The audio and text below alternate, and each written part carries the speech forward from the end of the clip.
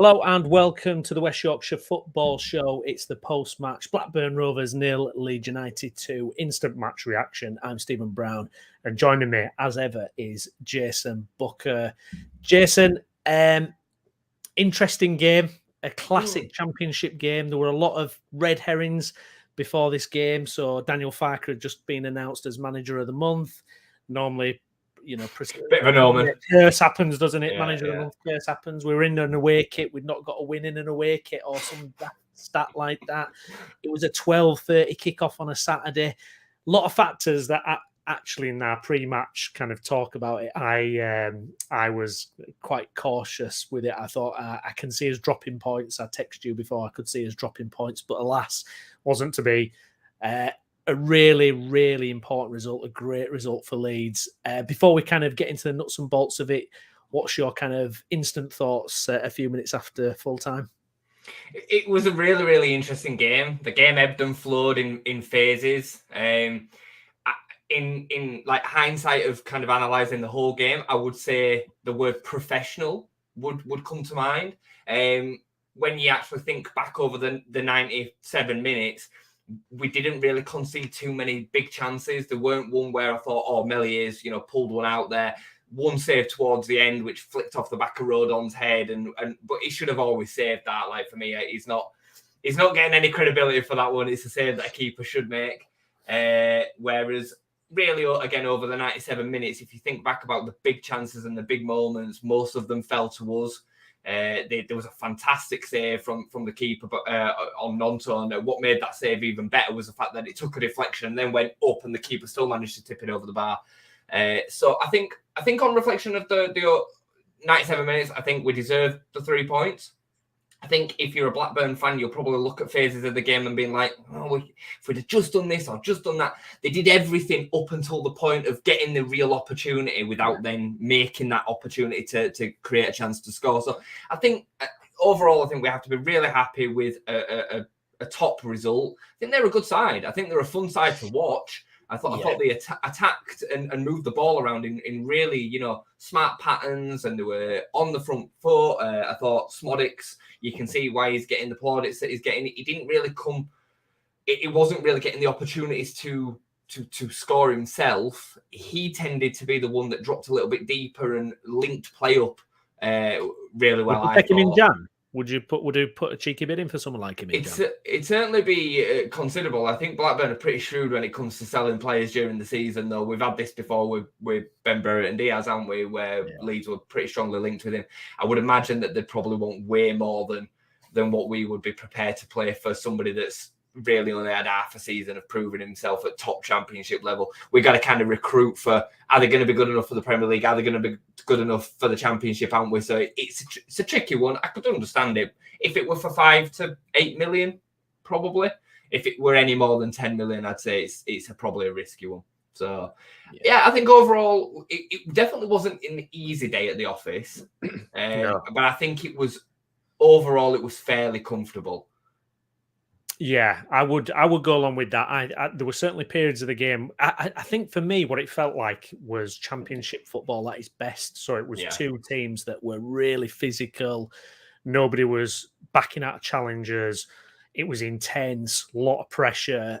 And it was Blackburn. I agree. I think Blackburn are a good team.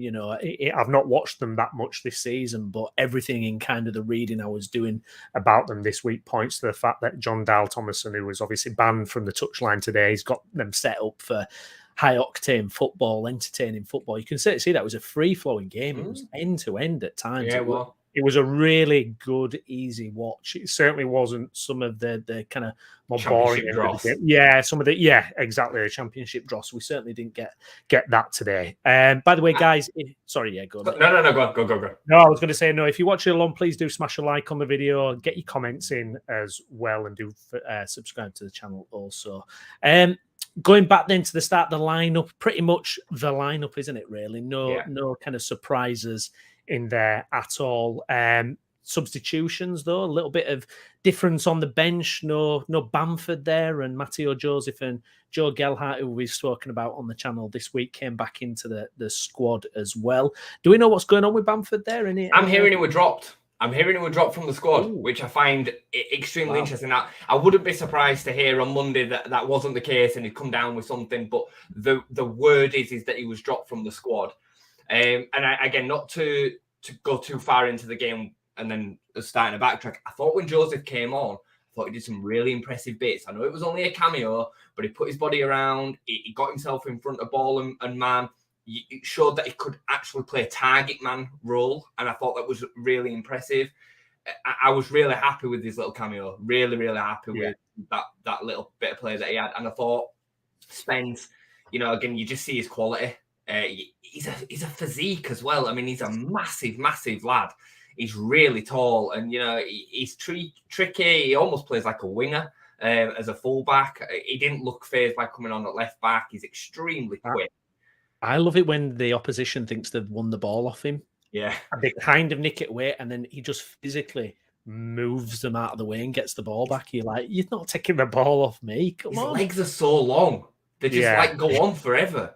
I thought the subs came a little bit late. I thought they could have come in 5 minutes earlier, and I did think that Gio could have probably been brought off a bit earlier, but he went down the Nonto for James route, and it helped us. I will say that, even though I thought it came a little bit late, I did think it helped us kind of wrestle control of the game back again. There was some bits that I definitely didn't like within the game, but coming back to the squad, I think it's as it was. I think we still see the deficiencies from time to time. No team's going to be perfect at this level, though. We have to remember that. As great as Archie's moment was in the game, I thought he had a pretty poor game today defensively with the ball, and when we're going the other way, I thought it was fine.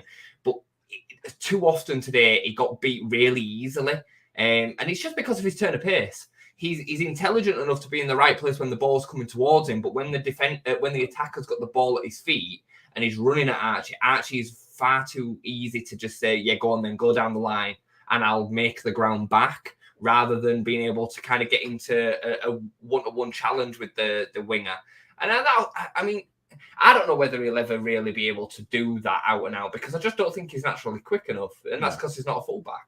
So no, I agree, because I made some notes throughout the game, and one of my notes was about Archie Gray, and I thought, he's getting skin, because what seemed to be happening kind of recurringly is when Blackburn were in their good spells, especially first half, was they had the ball and they were camping outside the left side of our box, which is where Archie's position is. His zone is there, and they felt very comfortable kind of creating from that point. Like you said, they never really created many clear-cut chances. I don't think they had any clear-cut chances today, really.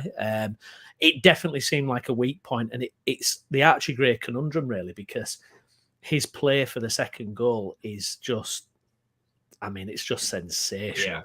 Yeah, I mean, one touch, the vision, perfect weight on the ball, and once we got that second goal, it really took the pressure off. But that first half, I thought it was a bit of a championship classic, really. I thought it was back and forth. For me, Kamara was excellent the first half. I thought Kamara was just superb, and he was in a battle in that midfield. And he's kind of, for me, he's starting to outshine Ampadu in those two central roles. If you'd have said to me 5 games ago who needs to start in that centre of midfield, I'd have said Ampadu. Now I'm like, you can't not have Kamara there, because he's press resistant, that kind of term that we like to use these days. He's clever on the ball. I thought his radar were off a little bit second half. A couple of times he kind of gave the ball away, overplaying a little bit, but certainly first half, I thought it was absolutely superb.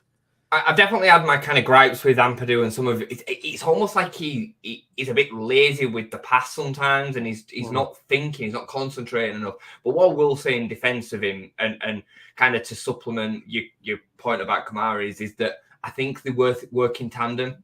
I don't think Kamara can do what he does without Ampadu alongside him, doing some of what Ampadu does. And vice versa, Ampadu is technically not as good as Kamara. He gives the ball to Kamara, and Kamara does that deep playmaker kind of role and work that he does. So I think they're a perfect. I don't think there is a better centre midfield partnership in the whole league. I really do. I think they are a perfect foil for each other. And I thought Perrault linked the play together well as a 10 again today.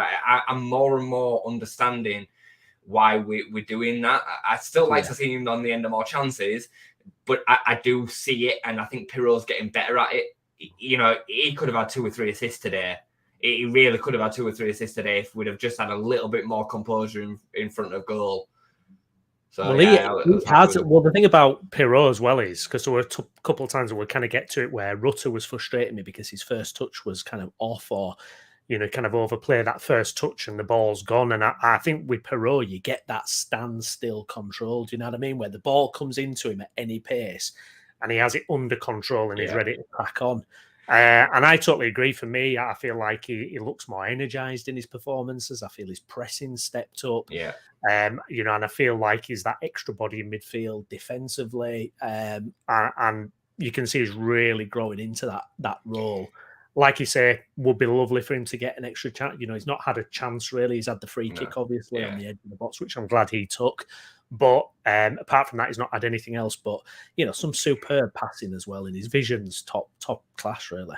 You think about his composure for the penalty the other week, and he has that kind of composure and look about his whole game. Whenever the ball comes to him, sometimes it's almost a bit too lackadaisical. There was one moment in second half where he kind of took control of the ball and he just like prodded it onwards and gave the ball back again. And it's like, if he'd have just had a little bit more kind of, I don't know, like snap. But most of the time, I would say it's for our benefit that he has that style and play. I'm really happy with how he's looking. I thought Gio was so frustrating today.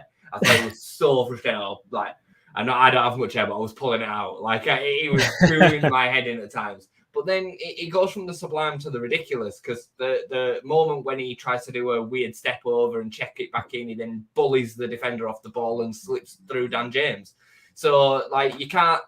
He's just one of them players as an enigma. You can't have one without the other with him. He's going to look a little bit leggy and all over the place at times, but then he'll come out with the superb. So there were a bit second half. I think it might have been offside where the ball came to him from God knows how far. Instant control right on his spot. And I'm like, wow, just do that all the time. But I thought it was a little bit frustrating from Rutter at times today. Ball would get to him, we had a chance to break, and it was like overplayed or didn't quite get it under control. But you're absolutely spot on, because then he produces the bit of magic, doesn't he, and sets the goal up, and his vision is just absolutely first class. I mean, what that guy sees, he's just got a radar, hasn't he, for creative situations. So really good. A couple other things. I mean, a special mention for me, I texted you about actually is, I think offensively, obviously, got the goal, which is fantastic. I don't think Somerville had that much opportunity going forward today. I don't feel we saw a few times, but I don't feel he had as much opportunity going forward as he normally does. I don't think that was his fault, though. But I have to say, his tracking back today was superb. I mean, that side of his game for Somerville has been getting better and better. The amount of times he was all the way back at our corner flag, getting blocks in, and the covering that lad does, it has to be mentioned, because that's vital. That's vital when you're a transitional team and it's a basketball game and the ball's going back to front constantly. You need that. It was my runner-up for man of the match today. It didn't quite make the grade for the winner, but it was the runner-up. I thought it was excellent going back, and I think we've seen that for a few weeks now. He's really stepped up his game to help Byram out. And that, was one of his biggest downfalls previously, when me and you have had the conversations back and forward about, his potential in his future. I mean, at this level, he just scares defenders to death as well. He is beyond the championship, he is. But working effortlessly, and not only that, like the little moments when the ball turns over and he gets possession of the ball, keeping hold of the ball, passing it back to Byram, allowing the team to get out, taking it down the wing and winning a throw-in, being smart with the transitions and not always just looking to run directly inside and giving the ball away again. They are massive for the way that you build up attacks and build up momentum as a team. It's not all about just going directly towards the goal, as Jesse Marsh would have you doing. There's times where it's okay to run it down the wing and be tackled out for a throw-in. It were unfortunate not to win 2 or 3 more free kicks today. I thought there were one on the edge of the box where he should have had a free kick and he didn't get it. And he takes his goal so well. And if you see the build-up to that goal as well, he runs offside and then actually run. He has to kind of check his run because the defense kind of step up a little bit, and he runs back and manages to get himself back onside. That's intelligence. It's not just running towards a goal and thinking, "Oh, I'm going to score." Like he's thinking about the build-up, and that's what we would hope to see from what was potential, and he's now starting to transition into being a real mainstay. Arguably one of the first names on the team sheet. Yeah, indeed. And on the other side, obviously, we had Mr. Dan James, who pops up again. Superb finish. Interesting day for James. I mean, that pace is just another weapon, isn't it? I mean, it's just something else, his pace. The way he can get to balls, the way he just terrifies defenders.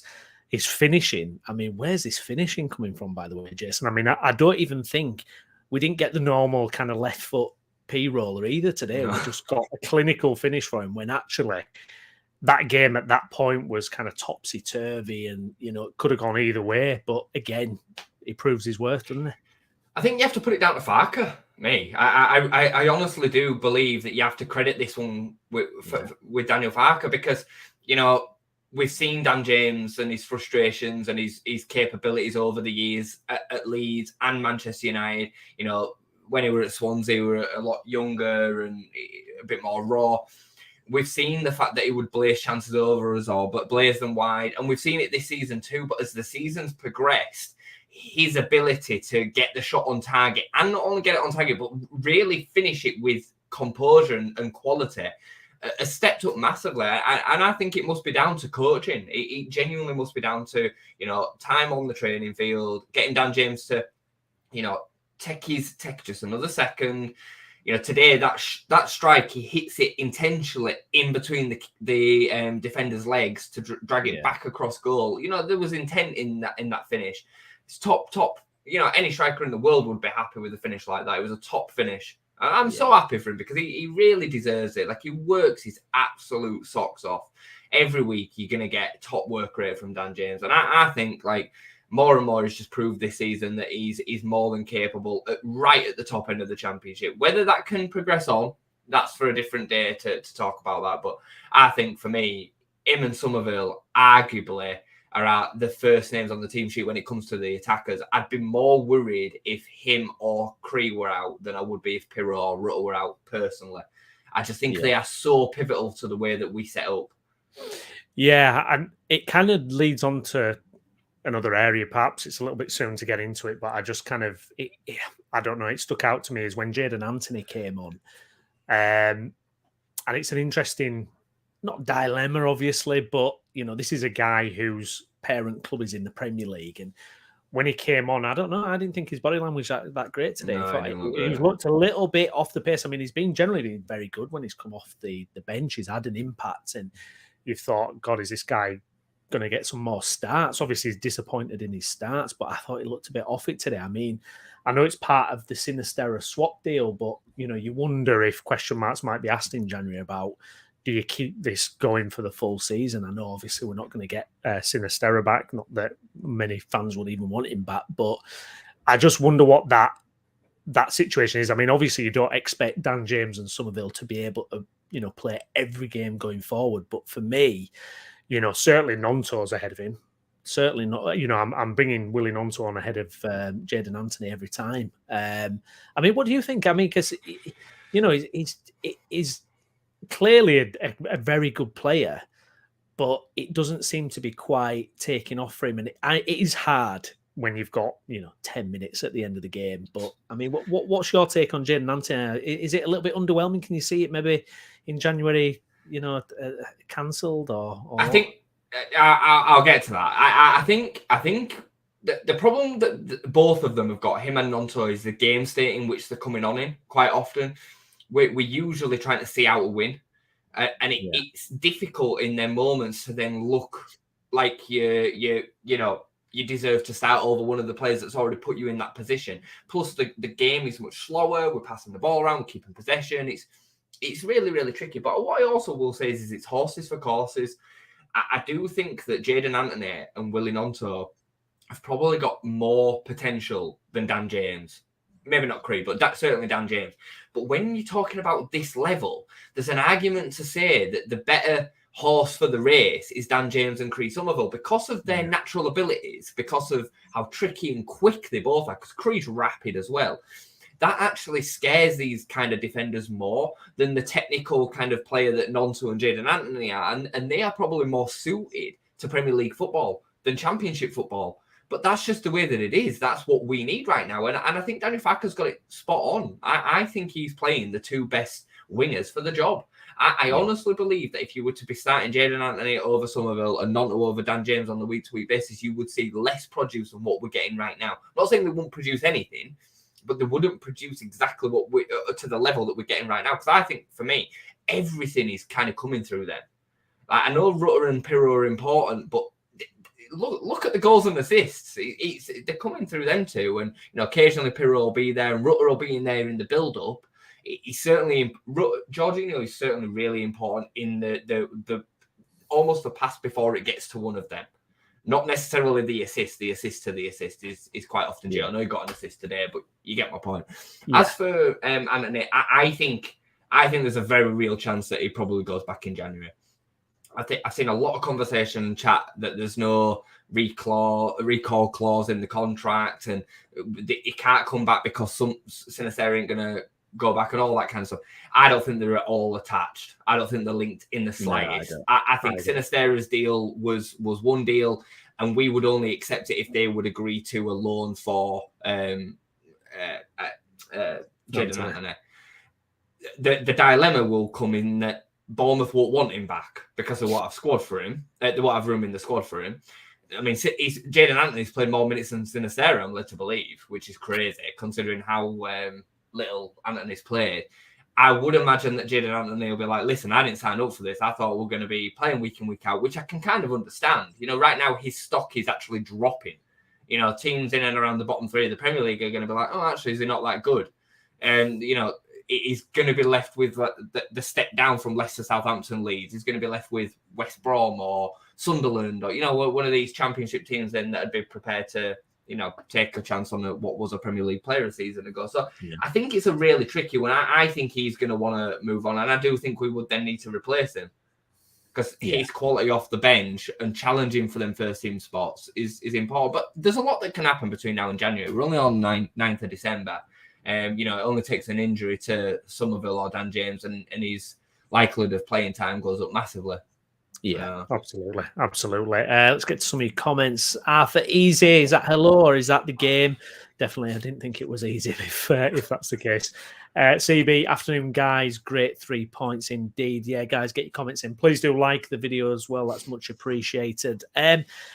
We beat Swansea 3-1. We've beaten Middlesbrough 3-2. We've now beaten Blackburn 2-0. 3 different games, difficult games in their own right, but maximum points taken.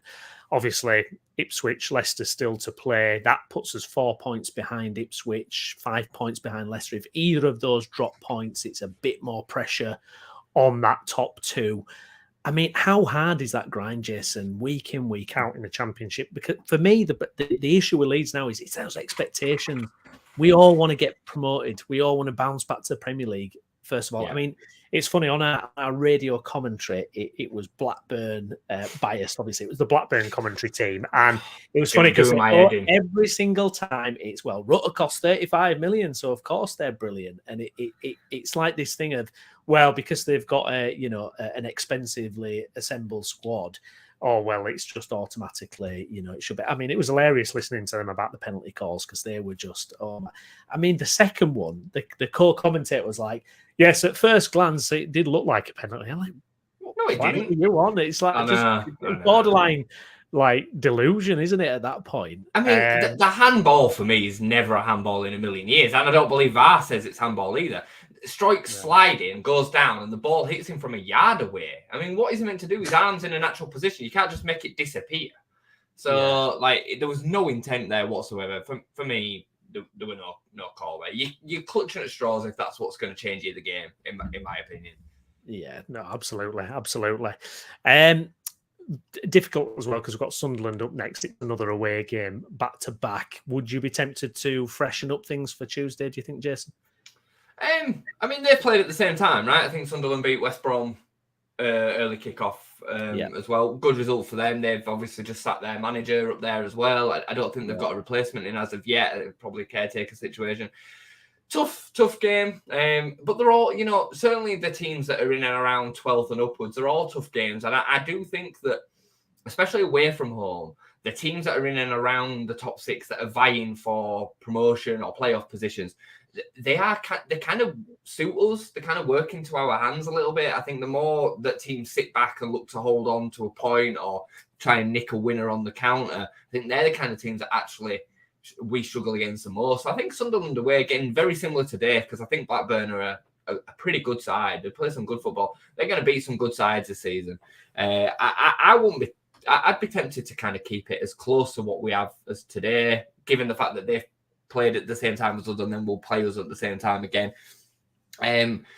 I thought overall Ampadu was a bit better today, so I don't think he looked quite as leggy as what he maybe has done over the last couple of weeks. Just seeing CB's comment there about Byram, whether Byram will be fit or not, it always kind of feels like a week-on-week thing this anyway, whether he goes down with an injury or not. Maybe coming off after 60 minutes will help him. You know what I mean? It might give him that little bit more rest time to play another 60, 70 minutes. But I'd be all right with Spence playing left back or right back. And, if Archie needs to go in there, he can. Just don't want to see the centre-backs changing. I think as great as we are going forward, today the game was won by how brilliant the back two were, in my opinion. I think all game they were just so solid, especially Rodon. Rodon was my man of the match, for what it's worth. I thought he was excellent. He just read the whole game perfectly, even sweeping up for Pascal. Pascal would go and be kind of the stopper. Joe Rodon would sweep in behind. He was covering Archie when Archie were kind of getting himself, caught in that out position. And Smodics really didn't get a whiff in and around the box, which is some going, considering the fact that he's a top scorer in the whole division. So yeah, I'd keep it as close to that as what we can. But we do then go again against Coventry 4 days after that. So it's Championship football and it's tough. It is tough. It is. And yeah, getting back to today's game, Joe Rodon, I agree. I thought he was excellent. I think it's an interesting comparison between him and Ben White. I think Ben White's possibly a better footballer and more talented. But I think Joe Rodon has given us in that defence exactly what we needed. I mean, you can't have pinpointed a more needed signing than Joe Rodon. I mean, that defence, you've got to, let's be honest, that defence for 2 years has been horrific. A record-breaking, disastrous defence for 2 years, and to rebuild that entirely, we're not able to do that, obviously. We weren't able to get 4 new defenders and put them in there. But I think just him coming in alone, because obviously you've still got Melier from previous years, still got Struijk. We started the season with Aileen, you got Fairport in and around the squad. But I think Joe Rodon coming in has, transformed so much for us in that defence. His impact can't be understated. I would argue, Brownie, he would be the biggest miss. If we were to lose a player for the rest of the season, I would argue that Joe Rodon would be the biggest miss. Look at the Southampton game, Jace, when he went in. You just can't replace him. You can replace Rutter, not exactly like for like, but Nonto, Somerville, they can all come in and do different jobs. Pirro, you can kind of replace. I'd argue that even Kamara, Gray could go in there. Ampadu, I think we probably would struggle to replace as well. But I would still rather have to replace Ampadu in the midfield with Gruev or Gray, and then Spence going in at right back, something like that, then I have to try and find a replacement for Rodon, because we don't have one. Clearly, Cresswell is either not at the level or not fancied. He's not as good as Rodon. He's not as good as Joe Rodon. No. I mean, the comparisons with Ben White are fair because they're both young Premier League centre-backs who have gone out on loan. I think Ben White's a little bit quicker and probably is technically better, but I would argue that Joe Rodon's a little bit more effective as just an out-and-out rugged defender. I think he's stronger than Ben White. But they're very comparable. I mean, Ben White's just a Rolls Royce. He's the best centre back that we've seen at the club since Woodgate and Ferdinand. Ben White, he is he's that good. So to kind of use him as a yardstick for Rodon straight away is a compliment. I would say. Exactly. Diggler will fill you in, mate. Did we play well? I was out at the Chinese buffet. I know we won 2-0. We did. I thought it was one of those games where we played well enough. I think it was difficult. I think Blackburn are a decent team. I really think Blackburn are a decent side. And I thought that what was so pleasing to me, Jason, was our intensity. I felt like we were on it. We were on it today. I think if we'd have performed perhaps like we did when we went to Stoke away, or one of those type of performances where we're a bit sloppy and we're not winning those second balls. I didn't feel like that today. I felt like we were in it 100%, and for me, that equates to a good performance. We defended extremely well. We defended extremely well, and I would say, like, we've been on here before and said we need to win more of them games where we don't play amazing. Like, I would consider it a 7 out of 10 performance that we got a 2-0 comfortable win away. And they're the games that we need to sometimes have, i.e. a Stoke away, a Hull away, where we really should be beating them teams, but we just can't get it over the line. With a 6 or 7 out of 10 performance, I thought it was solid today. Defensively, I thought we were really, really good. At times going forward, we were a bit sloppy in the transitions, but we just still had too much quality for them. Simple as that, really. Yeah, no, absolutely. Just having a look at a few of the post-match comments. We've not got any from Farkey yet, but Thomason, he says that he's very disappointed to lose the game. Very good performance, but we know how good Leeds are in transition. They're a very good side. I think they should be automatically promoted. We hope so. In terms of kind of where it goes forward from here, then, who for you kind of you've said Rodon were your man of match, but who else would you say was good after that? I'd say, I was, as I said earlier, I was pretty impressed with, I was really impressed with Somerville today. I thought Somerville was excellent. I thought Kamara, as you said, had a very, very good first half. I was really impressed with Pirro in the transitions and in the build-up. Overall, I think it was a really, really strong performance. I thought Byram had a good, solid game as well. I still think there's problems at right back that Archie kind of creates for us defensively, but just because of his turn of pace. So I still want to see Spence come in, and I know it's harsh, but that's professional football. And I know, again, people will be like, "Well, look at Archie for that second goal." Yeah, because he showed the abilities of him as a midfielder. That's what Archie's capable of. I mean, the second goal was beautiful. It really, really was. It was a beautiful, beautiful move. And Archie's got that capability to do that, coming in and off that right. So, look, I get it. But for me, I think Spence just gives us so much more recovery on defence, and he'll give us more going forward as well. But he's harsh, mate. He's harsh. And we need to make sure that we use him in the squad as much as possible.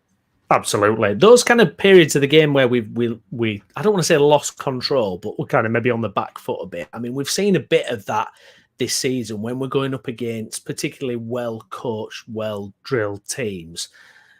I mean, do you accept us being second best in those moments? I mean, we saw it against Ipswich right at the start of the season, where generally they probably had the better of the game. Obviously we played. Who did we play? Middlesbrough. Middlesbrough had some good spells against us last week. It's kind of the ebb and flow, but at the minute, to be fair, it's going for us, isn't it? We're getting those wins. I said this before, though, Brandon. There's two teams trying to win the game. We need to remember that. I think we are very kind of almost a little bit arrogant in that, we're Leeds United, we got the best players, all we need to do is turn up and we're just going to win this game, and this team that we're playing should just roll over. That's not how it is. Especially Middlesbrough's, Blackburn's, quite progressive thinking managers, young managers who want to play a style of football. They're going to impose their play on us at times, and that's to be expected. It's a game of football that two teams are trying to win. If you were a Blackburn fan, you'd be sat there expecting your team to try and have a go and win the game at home. So I've got no problem with periods of the game where we don't dominate, and we had that today. What I think we did extremely well today was deal with them, and that came through defending extremely well. The fact that Meslier didn't have a save to make really is testament to how good the defending was today. I thought they were excellent. I'm guessing Browney didn't think it was excellent. I don't know what's going on today. I don't know if he's having technical issues or what. Unless it's me having technical issues. Oh no, there he goes. I think it's me. My screen. I'm getting a little Wi-Fi signal coming up saying something's going wrong. Even though I've got it plugged in directly to the router, but there you go.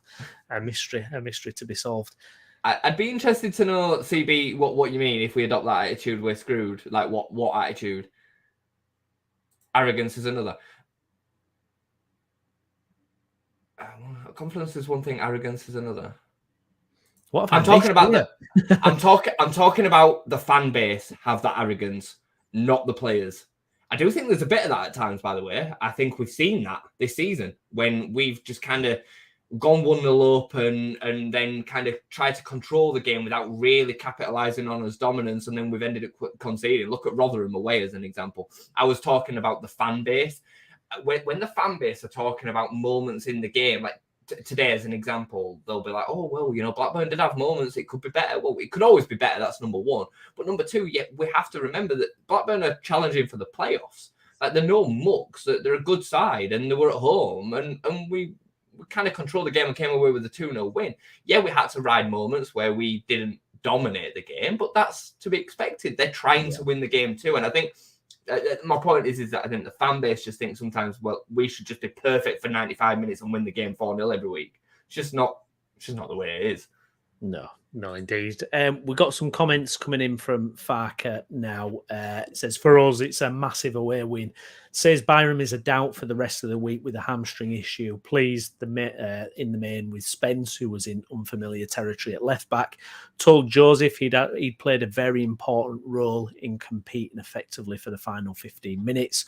Also praises Melier as well as being ready to make a good save when finally called upon. Now, interesting with Joseph, because I want to pick up CB's comment from earlier. Was Bamford ill today or just dropped from the squad? Well, I saw that Popey had said he was ill, but Jace, you think there's some rumours that he was dropped?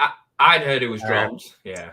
Could this be a turning point, do we think now? Obviously, Joseph has not had many opportunities, but I agree with you 100%. For me, Joseph looked really, really sharp and physically looked on a different level to what we get from Bamford. And you know, is that the end of the road for Bamford now? It could be. I think what Joseph did extremely well in the time that he had on the pitch was show that he can do the role that Bamford has been asked to do this season. When he's come on, Bamford has quite often been asked to be a bit of a target man, hold the ball up, harry, press, you know, link play. Not so much. It's not worrying about scoring goals really, which is a good job with Bamford, isn't it? Yeah. So I think Mateo's shown that he's able to do that. So hopefully he gets some more opportunities. He didn't have to get brought on today. You know, we were 2-0 up at the time. Clearly, Daniel Farke wanted to see what he could do for the last 10 minutes of the game or whatever it was. So I'm chuffed for him. Really chuffed for him because I think he's got a bit of a swagger. Not arrogance, Joseph. I think when you see him coming on, he's instructing people. He knows what he's doing. I really like the look of him. Really, really like the look of him. Yeah, no, absolutely. CB, I'm thinking Farke maybe phasing Bamford out like he's done with Ayling. Absolutely. I think there's a chance we might see him go in January, you know. I really do. Possibly. Well, it's for me as well. I mean, in terms of talking about the old guard, I know Cresswell's not impressed, and obviously Farke gets to see them all day in training. I would have preferred to have seen Cresswell as the backup centre-back because I think we're not learning anything from Cooper. We know what we get with Cooper, and I think someone like Cresswell, I think, only improves by getting more game time. Not that you give them charity minutes or anything like that, but I just think for the future, you know, I don't think we know what we're going to get with Cooper. I personally would have just liked to have seen Cresswell on bench. But getting back to Bamford, January round the corner. I mean, is Bamford happy with you know, the odd 5 and 10 minutes here and there? Possibly not, and possibly a loan move could be just right. Chris, who is on the show as well, is a Lincoln fan. He was actually saying on our preview show that he was thinking Skubala could pull some strings and get Mateo Joseph on loan. Forget that, you can have Bamford instead. Chris. Imagine Bamford at Lincoln. Can you imagine? I think Patrick is at a point now where he needs to make a decision of what he wants the rest of his career to be. Does he want to sit out 2 years of a contract at Leeds for the money, which I understand he may well do. I don't think many professional footballers think like that. I think some do, a minority, but I think the most don't. He's like 29, 30-year-old now. He's probably got one more opportunity to get a big contract somewhere else. And I think Bamford would suit going to the MLS. Yeah. And you know, he'd probably get the money out there that he's getting for a championship contract at Leeds, I would guess. Maybe we could come to some sort of arrangement that we don't have to pay the rest of his contract and he goes there on a free transfer. Like, it is what it is sometimes. Like, you just have to, make the decision. But I think for the betterment of the squad, I would say that'd be the direction that I would like to see it going. Yeah, absolutely. Namgor, thanks for your comment. Leeds fans were magnificent today. If I support Blackburn Rovers, I'd be deeply embarrassed. Leeds fans, though, I mean, come on. 7,500 behind that. 7,500. Fantastic. Please do smash a like on the video. Subscribe to the channel as well to get more Leeds comment. Me and Jason also have started a brand new series on the channel. It's called The Leeds Debate. Catch up with our episode from Wednesday. It was discussing Joe Gelhardt and whether he has a future at the club. He did make the subs bench today, so there we go. One thing I wanted to talk about, we've not really touched on it, but we were kind of texting each other going, I don't like this. And we're referring to the second half. It was very... Blackburn were in our faces at the start of that second half. And to be honest, I felt like the subs did turn it around. The momentum for us when Willie Gnonto came on and Jed Spence, it seemed to just kind of spark something different. Like you say, it could have possibly happened a few minutes earlier, but it was really uncomfortable, wasn't it, that second half? What I didn't like at the start of the second half was I thought we were too passive. I thought we were allowing them to have the ball quite high up the pitch, taking it 10, 15 yards into our half before we then started to engage any sort of pressure or press. And we were kind of banking on the fact that we were defending well. And thankfully today we did defend well. Yeah. That's what I didn't like. And it was like we were kind of trying to draw them onto us to then hit them on the counter. And I understand that might be a viable tactic for a period of time, but it relies on your defending being perfect. And thankfully today it was. But that's what I didn't like. I'd have liked to have seen us just kind of get on the ball a little bit more in dangerous areas, drive them back up the pitch a little bit, step a little bit higher. But you know what? It worked today. Danny Falk got it right. So you can't really grumble too much in hindsight. No, exactly. Sean, thanks for your comment, mate. The club has stood by Bamford, owe him nothing, just changing journey for club and player. Yeah, exactly. I think so. And Diggler is Bamford from that area. Lincoln. Hang on, we're putting 2 and 2 together here, aren't we? So there we go. Maybe we can start a Twitter rumor. All kicks off in January. I'm just keeping a look at the other games. Middlesbrough versus Ipswich. No shots on target yet. 20 minutes down. We'd be happy with a 0-0 draw there, won't we, Jason? Oh, absolutely. Just keep cutting that gap down. We're now, what is it, 6 wins out of 7? We haven't lost since Stoke away back in October. We're on a good path at the moment, and we're starting to now put pressure on them top 2 weekly.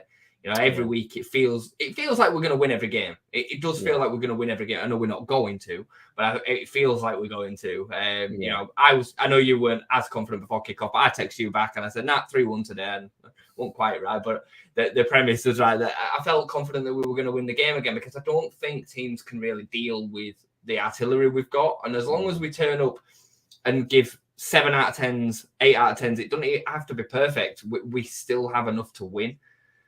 Most games. So my only concern would be, interestingly enough, obviously the front line is fantastic, but if either of those central midfielders get injured, is the capacity of another player to drop in. Although, to be fair, if Kamara got injured, you got Archie, who can, I'm sure, step into that role. He was there. He was perfectly fine earlier in the season. But centre of defence, I think if you lose Stroik or Rodon, I'm getting a little bit worried then, because for me, Cooper is, what he does defensively is fantastic. He throws his head at everything. He hasn't got the pace. No, he hasn't. What it is with Cooper, whenever he plays, and I'm not talking about in the past or anything like that, because I think the criticism of him has been OTT, I think.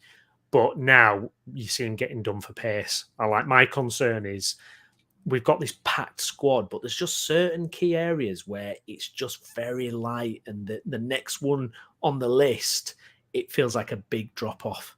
Centre back and left back. Centre back and left back are the two spots in the team which you like. Right back isn't really that like that, because we've found a solution in Archie. I'd still see Spence as his first choice right back, but I do think left back is a real problem. If Byron was, able to give us 40 games every season kind of player, which we know he's not, you'd be having a slightly different conversation, because you'd be saying Spence could fill in there and Archie could come in at right back, or, Thurple might be back for 15 games a season and he can do something while Byram's out. But because Byram and Firpo are so unreliable fitness-wise, and Firpo's just terrible anyway, it leaves us in a position where we desperately need a left-back. And the same goes at centre-back. I totally agree with you that Cooper, for me, I love the guy. He'll forever be our, Bielsa captain, our championship winning captain. He will go down in history. He'll get his testimonial. He'll come back in 5 years' time, and he will be a hero at our club. I absolutely love Liam Cooper, especially alongside Ben White, top centre back. And he would put his head on the line for Leeds United. He would put his body on the line for Leeds United. See that with the goal against Cardiff in the first game of the season. But that being said, he's now digressed so much in his pace, especially, that he just gets caught out constantly by any striker that runs off the back of him. He can't recover, whether that be injuries, age, or whatever. He's a League One centre back now. He is a League One centre back.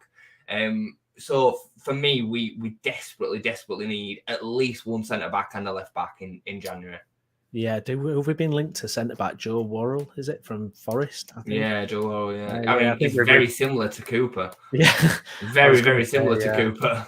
Well, this is a difficulty you've got, because how do you convince whoever you want to come in? Because you're not getting ahead of Strike and Rodon at this minute. And it becomes that thing. I mean, we always had that issue before where it was like, who's going to play back up to Bamford? Who's going to play back up to Kalvin? It was always that situation like, you're signing someone who has to be good enough to step in, but you can't give them any minutes. You can't guarantee it. Yeah, it's a great point. And it's difficult, isn't it? It's difficult. But at the same time, my feeling is, hopefully we've learned from the past, because all it takes is a bad injury to any of those key positions, and you're totally screwed. Well, you've got two choices with that then, and you sign a young, talented centre back who's happy to get his minutes from the bench and fill in when there's an injury, or you sign a defender that can play across the whole of the back line, that can fill in for any of them slots when there's an injury. And the first name that I think of when I think of that is Ben Cabango at Swansea. He can play all across the back line, right back, left back, and centre back.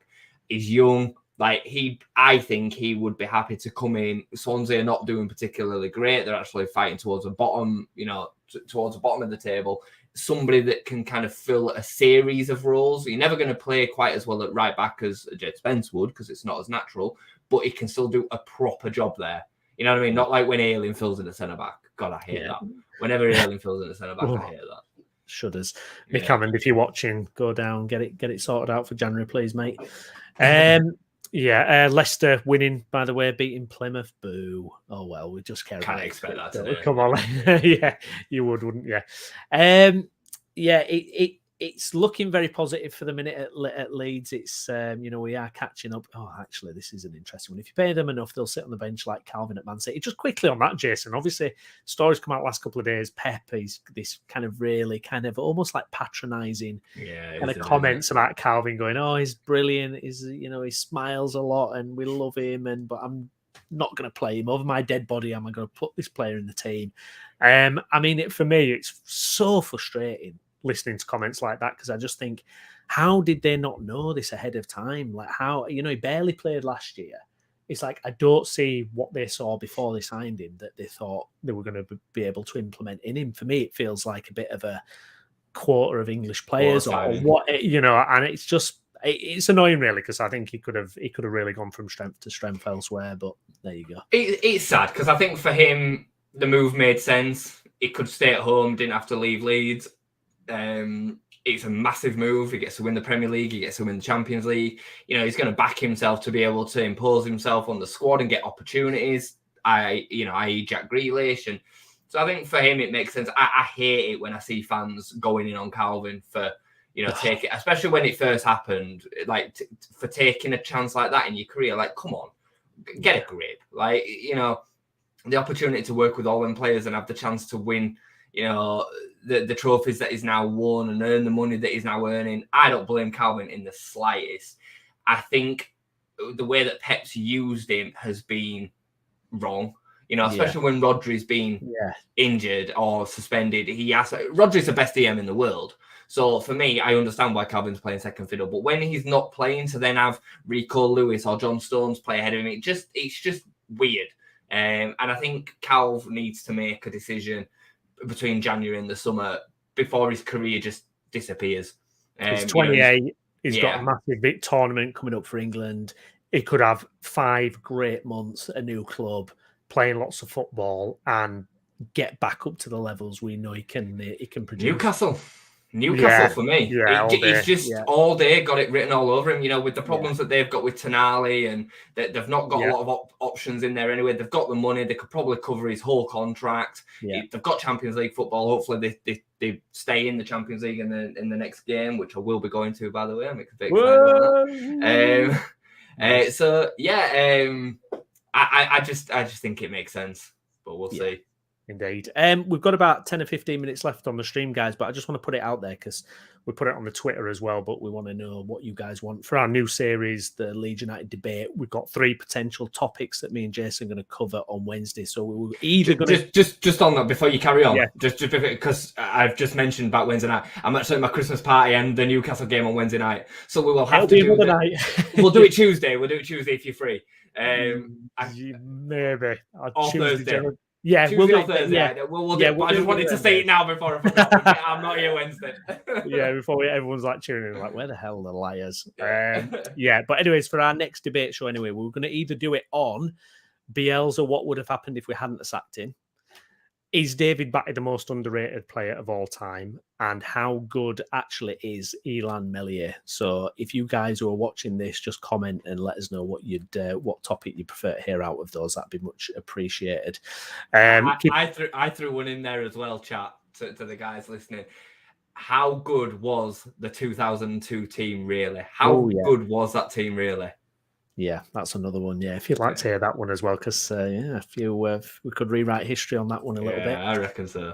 Alison, hope you're well. Thanks for your comment. Get back to today's game. It was a scrappy performance, but 3 points, what counts? Possibly. I mean, I didn't necessarily think it was scrappy. I just thought it was like high intensity, really. I thought it was a very kind of intensive performance. We'll get a few more comments from Farker as well. He says, Rodon has an old school attitude to defending, but a modern way of defending with pace, high line and leadership qualities. The latter has been worked on, which is interesting to hear. Yeah, I mean, it's interesting actually because Struijk now is captain again today. I've got to admit, he's not someone who automatically, before he was made captain, that I would think is a captain type. You'd give it to Byram, wouldn't you? I'd probably give it to Byram, or even maybe Ampadu or something. Yeah. Is it a longevity thing that would get that decision, or is it just clearly something in the changing room, innit, that Daniel Farker likes? Maybe the players have agreed on it. I don't know. It is a strange one. I was very surprised when he captained us against Salford. Because that's when it first kind of came that he'd ended up taking the armband because Coops was out from the week before.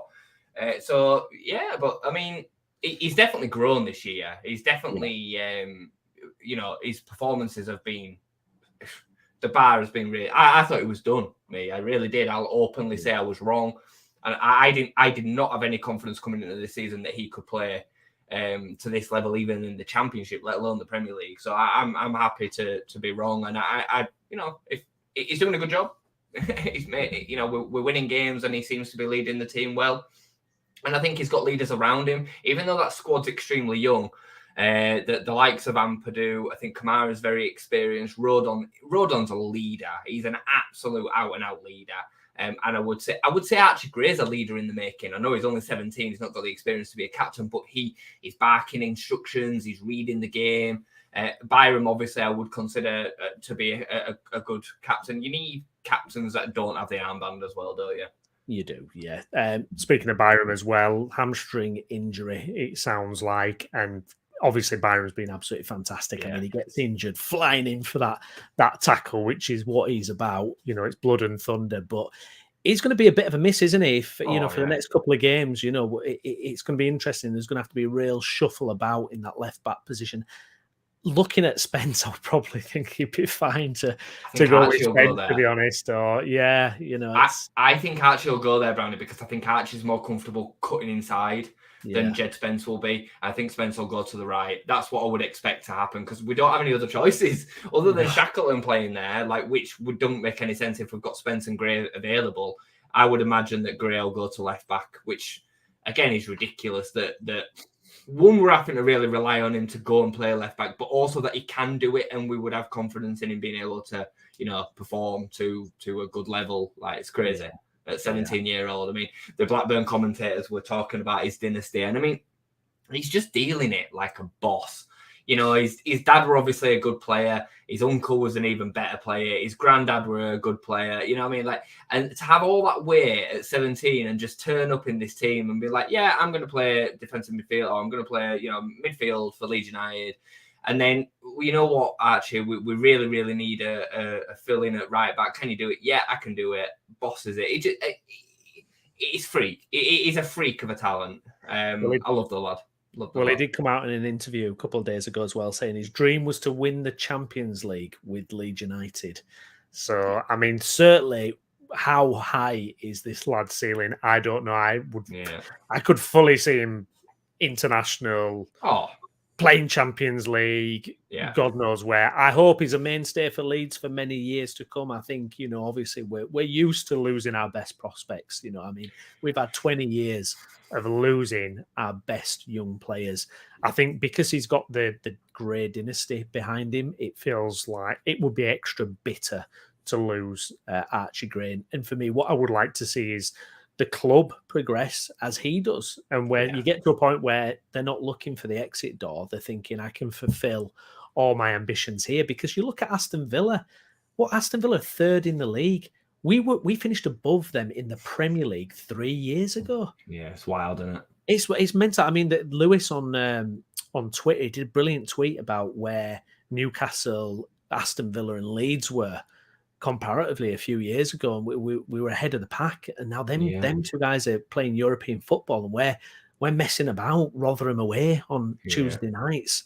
It's bonkers, but we all know that Leeds has got a high ceiling as a club, as a potential club. Fourth biggest city in the country, one club city, all sorts of potential. But it's can it be fulfilled? Is the question. This is what we've yet to find out. Hopefully, things are getting put in place. We're seeing new executives join the club. We've got new ownership now.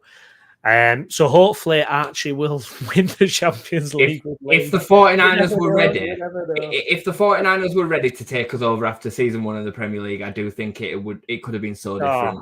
So different, because for me, everything that the 49ers have shown us is positive and is proper. A proper outfit, a proper business, and a proper football club.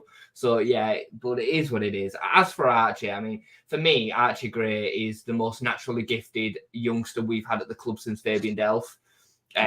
People will kind of now in time forget just how good Fabian Delph was when he first came through, but he was so good. And then when he first went on to Villa, and obviously we ended up being a Premier League winner, 20 odd caps for England. Like, Fabian Delph was a top midfielder, and I see everything in the same in Archie Gray, other than that electric pace. Because when Delph first came through, he had rapid pace, but I think his ability in that midfield, his ability to read the game, and I just think is excellent. I think his ceiling's higher than Kalvin's. I know they're different players, but I think it's higher. A lot of pressure to put on the lad, but I just, for him to be able to deliver what he's doing at 17 is just unreal. Yeah, it's phenomenal. I mean, to be honest, I mean, he, when he came and made the bench when Bielsa was still here against Arsenal, he was 15. It's just, you thought, wow, what is this guy? What is going to be his potential? So yeah, absolutely incredible. Spence, LB, and Gray right back for Tuesday. More than 20 years losing top players, late 70s. We lost Jordan and McQueen to the Manx. We did, yeah, that's true. Yeah, I mean, this is the thing. I mean, I always remember start of the second season, we were on about new deals for start of the second season in the Premier League. We were on about new deals for Kalvin and Rafinha, and they were both open to that idea. And as that season imploded, obviously it didn't go that way. I mean, I just want to see us become what we should be. I really do. It sounds arrogant. It sounds like, especially because obviously on this channel we cover clubs in West Yorkshire, and it's, when you're talking to Bradford City fans and Huddersfield fans and they're demanding Premier League football, you think, hang on, what's all that about? But it just, when you look at the situation and what we could be, it's frustrating when we're not there already. I do think we saw some of that in the summer, though, Browney. Like the fact that we didn't just roll over and let Somerville, Nonto go. You know, the fact that we went out and we just went, right, here's 15 million quid for Pirot. You know, the fact that 35 million quid's worth of talent in Jorginho Rutter we kept. You know, like these moments, you know, going out and getting Jed Spence and Joe Rodon.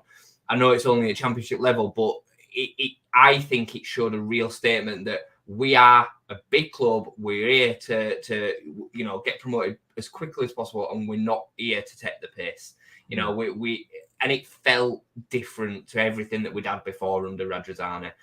I feel that, well, there's no point feeling sorry for the 49ers because, you know, they kind of put themselves in that position really. But if they'd have been able to get away with it last season, I do think we'd have been sat very, very comfortable this summer.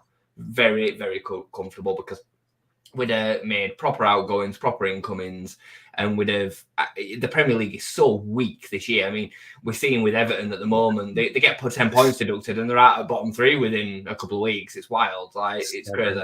But Ipswich beating Middlesbrough. Go away. Don't long way to go, Saturday afternoon long now, for goodness sake. Bloody hell. Come on, Middlesbrough. Sort it out. To be fair, though, I mean, it's, you know, Ipswich are just...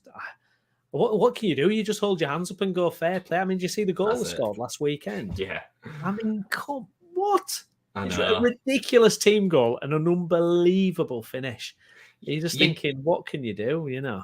You just have to expect that it's going to stop at some point. I mean, the fact that we keep winning week in, week out is a bit of a freak, isn't it? You know what I mean? Well, Crystal Palace, hopefully they part with Hodgson and what's the Premier League job that's kind of Nottingham Forest. Obviously, they're kind of circling the drain with what Jamaica Cooper. So hopefully, I mean, McKenna, if he can get, you know, picked up by either of those two teams, I would be loving it because as soon as he goes, that really would be it.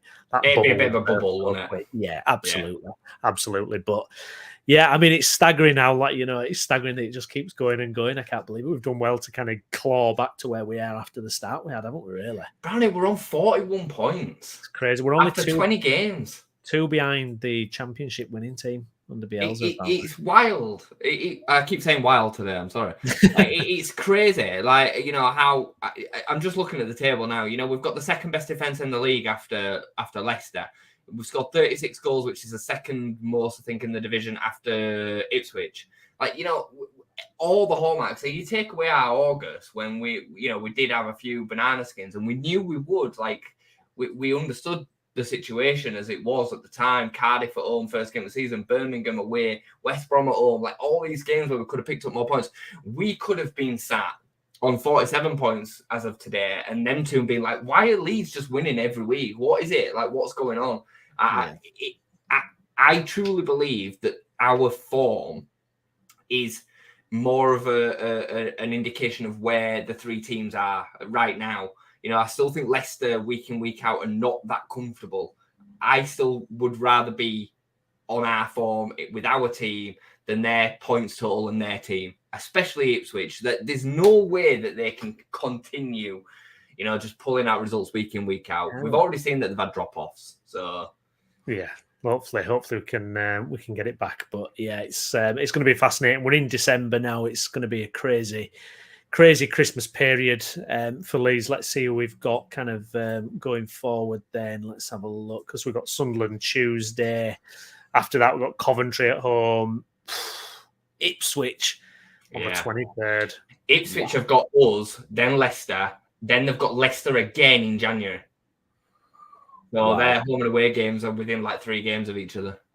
Blimey. That's So it's I mean it's going to be something else, isn't it? Because then we've got Preston Boxing Day and West Brom 3 days later. And that Preston West Brom game are both away games as well. Jesus, I mean it doesn't get any easier, does it? That's Championship football, though, isn't it? I mean we've seen this season we've drawn against Rotherham and Sheffield Wednesday. And they're arguably the 2 worst teams in the division. Well, they probably are the 2 worst teams in the division. So, you know, and we squeaked past QPR. Yeah. So there's no easy games in this division. No easy games. You know, if you turn up and have a week where you win the game 4-1, you're like, that's a bit of an anomaly. You know what I mean? Like, it just don't work like that, does it? So you just have to keep on plowing away. That's why today, you just have to kind of take it as, that was quite a comfortable win, really. We've done all right. Yeah. Well, before we go then, final thoughts on today's game. For me, a thoroughly professional job. I thought we started with the right attitude and we scored a couple of brilliant goals. I thought the front four were solid and did what we expect them to do. I thought the subs helped massively. And overall, a really fantastic result because I really thought Blackburn were going to be very, very difficult with the kickoff time and everything like that. I just thought it was banana skin written all over it. But we've managed to see it out. I'm just hoping Leicester and Ipswich get pegged back now. But Jason, your kind of final take on the game before we part? Yeah, exactly the same. Super professional performance. Great to see a really good defensive display. Good to get a clean sheet. Great to get a clean sheet. And the goals keep on coming from James and Somerville. Really happy with a real thorough professional performance. And again, 6 wins in 7 with a draw against Rotherham in that run. Not lost now since October. I think we just have to keep on strapping in and going week in, week out to win another game. We're on, what are we kind of working out now? About 90 points we'll finish on if this trajectory finishes. 92 or something. It's insane. There's nothing to grumble about. Yeah, it's annoying that Leicester and Ipswich just don't lose more often, but facts are is we're doing everything that we can do. So happy mate. Just before we do go, interesting point here from CB, and this is obviously a bit of a dilemma as well. I mean, just a thought: isn't this more exciting than getting beat every week in the Premier League? My attitude with it is I hated the last kind of 18 months being in the Premier League. It was horrific, but I would still rather be there. The first year in the Premier League was decent. Come on, but it's the wrong attitude. I don't compare this with struggling week in, week out in the Premier League. No. I compare this with us where I think we should be in the Premier League, which is top 12. And I think that's fair. I think given our expectation, that's my comparison with it. So I would expect us to be competitive every week in the Premier League with the odd maybe drubbing from a Liverpool or Man City. Fine, that happens in the Premier League. It's not comparable with last season, which was just so bad. I mean, the show that it was last season should not be making us feel better about them being in the Championship this year. I don't think, personal opinion to it. I get you though. I get it. It's nice to win games. Yeah, absolutely. Great stuff. Well, that's pretty much us done for the instant match reaction. Thank you for all those that have joined us live. Please do hit a like on the video. If you're watching again later, please do get your comments in as well. Let us know what you thought of today's game and what's going to happen going forward. But really appreciate you getting involved. I've been Stephen Brown. With me has been Jason Booker. Jason, thank you, mate. Thank you.